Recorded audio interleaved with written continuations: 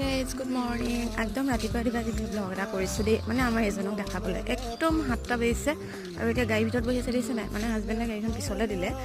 সি মানে ভাবিছে ক'বলৈ যাব সেইকাৰণে গাড়ীৰ পৰা নানামে নামা নামা আহা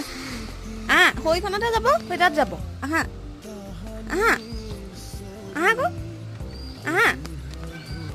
হাজবেণ্ড যাব দাৱনী আনিবলৈ সি ভাবিছে কোনোবা ক'ৰবাত যাব বুলি সি মানে নিহিলেই দেখিছে ন কি ধুনীয়াকৈ বহি ল'লে এয়া হৈছে তাক গতি বহি থাক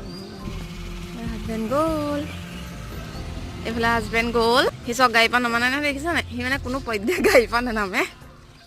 বোলো ব'লা ঠাণ্ডা লাগিব নহয় দাদু গ'লগৈচোন তুমি এনে ৰৈ থাকিলা কোনে নিব তোমাক